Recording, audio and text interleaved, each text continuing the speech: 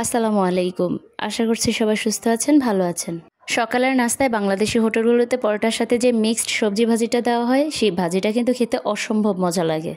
আর এই মিক্সড সবজি ভাজিটা বাসায় কীভাবে খুব সহজে রান্না করতে পারবেন সেই রেসিপিটাই আপনাদের সাথে শেয়ার করব। এই মিক্সড সবজি ভাজিটা রুটি, পরোটা অথবা ভাতের সাথে খেতে অসাধারণ মজা লাগে। আর এটা বাসাতেই খুব সহজে রান্না করে নিতে পারবেন। কিভাবে রান্না করলে হোটেলের মতো হুবহু স্বাদ পাবেন সেই রেসিপিটাই আপনাদের সাথে শেয়ার করব। চলুন তাহলে শুরু করি। প্রথমে আমি এখানে সবজিগুলো কেটে নিব। প্রথমে আমি এখানে জালি কুমড়ার 4 ভাগের 1 ভাগ নিয়ে নিয়েছি। এই জালি কুমড়াটা কিন্তু এখন অ্যাভেলেবেল পাওয়া যায়। আর এখানে নিয়েছি আরেকটা গাজর, আর সাথে নিয়ে নিচ্ছি আমি মিষ্টি কুমড়া, পেঁপে। আজকে সবজি হিসেবে আমি জালি কুমড়া, গাজর, মিষ্টি কুমড়া, আলু, পেঁপে, বরবটি ব্যবহার করব। আপনারা চাইলে অন্যান্য সবজিও নিতে পারেন, তবে আমার কাছে এই সবজিগুলো দিয়েই রান্না করলে বেশি ভালো লাগে। চাইলে এর সাথে সিম, পটল অথবা বেগুন ব্যবহার করতে পারবেন।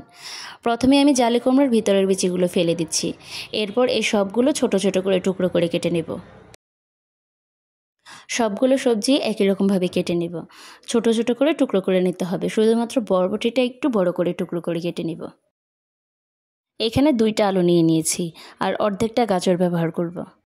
হোটেলগুলোতে ঠিক যেরকম সবজিটা দেওয়া হয়, ছোট ছোট টুকরো করে 4 কোনা করে কেটে নেওয়া হয়, আমি ঠিক সেই রকমভাবেই কেটে নিচ্ছি। আপনারা কে কীভাবে সবজিটা রান্না করে খান কিংবা কিভাবে পছন্দ করেন সেটা কিন্তু আমাকে কমেন্ট করে জানাবেন। আমি বরবটিগুলো কেটে নিচ্ছি। এখন সবগুলো সবজিই কেটে নেওয়া হয়ে গিয়েছে। সবজিগুলো আবারও ভালোভাবে ধুয়ে নেব। এরপর আজকের রান্নাটা আমি প্রেসার কুকারে রান্না করব।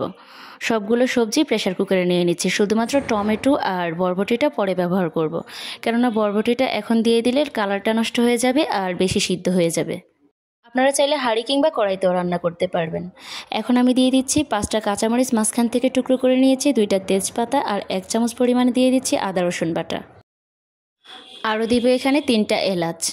দিয়ে দিচ্ছি 1/2 চামচ পরিমাণ লবণ আর 1/2 চামচ হলুদের গুঁড়ো, 1/2 চামচ মরিচের গুঁড়ো, আরও দিয়ে দিচ্ছি 1/2 চামচ জিরে গুঁড়ো। প্রথম দিকে লবণটা অল্প ব্যবহার করেছি, কেননা পরে ব্যবহার করা যাবে। এরপর দিয়ে দিচ্ছি 1 টেবিল চামচ পরিমাণে তেল। আরও দিয়ে দিচ্ছি 3টা পেঁয়াজ কুচি। পেঁয়াজটা একটু মোটা করেই কুচি করে নিয়েছি। এরপর 1/2 চামচ পরিমাণ দিচ্ছি গোলমরিচের গুঁড়ো। এখন এই সবগুলো মশলা সবজির সাথে ভালো করে মিশিয়ে নেব। সবজির সাথে মশলাটা ভালো করে মেখে নিতে হবে, এতে করে মশলাগুলো সবজির সাথে ভালো করে মিশে যাবে। প্রেসার কুকারে রান্না করলে সময়টাও অল্প লাগে। আর যারা কর্মব্যস্ততায় থাকেন তাদের জন্য তো এটা সবচেয়ে সহজ সমাধান হতে পারে। এখন এর মধ্যে আমি দিয়ে দেব 1 কাপ পরিমাণে পানি। পানিটা কিন্তু এর থেকে বেশি দেওয়া যাবে না, কারণ প্রেসার কুকারে রান্নার সময় পানির প্রয়োজনটা খুবই অল্প পরিমাণে লাগে। এরপর আমি চুলায় বসিয়ে দিয়ে মাত্র 1টা সিটি উঠলেই বন্ধ করে দিব। এরপর পুরোপুরি ঠান্ডা হওয়ার পরে খুলে নিয়েছি। এখন দিয়ে দিচ্ছি একটা বড় সাইজের টমেটো কুচি আর বরবটিগুলো দিয়ে দিব। টমেটো আর বরবটিটা একসাথে ভালো করে মিশিয়ে নিয়ে ঢাকনা দিয়ে প্রায় 5 থেকে 7 মিনিটের মতো রান্না করে নেব। যারা তেল মশলা অল্প খেতে পছন্দ করেন তারা কিন্তু এইভাবে সবজি রান্না করে খেতে পারেন, কিন্তু আজকে আমি হোটেলের মতো করে রান্না করব, তাই এখানে একটা ফোড়ন দিয়ে দিয়েছি বেশ খানিকটা তেল আর 1/2 কাপ পেঁয়াজ কুচি আর 1 চিমটি পরিমাণ দিয়ে দিয়েছি 5 ফোড়ন। হোটেলের সবজিগুলোতে দেখবেন 5 ফোড়ন দেয় আর দারুণ একটা সুঘ্রাণ আসে, খেতেও ভালো লাগে। পেঁয়াজটা কিন্তু অবশ্যই লাল হওয়া পর্যন্ত ভেজে নেবেন, কারণ কাঁচা অবস্থায় যদি ফোড়ন দেন তাহলে খেতে ভালো লাগে না, পেঁয়াজের একটা গন্ধ থেকে যায়। তাই পেঁয়াজটা বেরেস্তা করলে আমরা যেমন লাল করে নিই ঠিক তেমন লাল হওয়া পর্যন্ত ভাজতে হবে।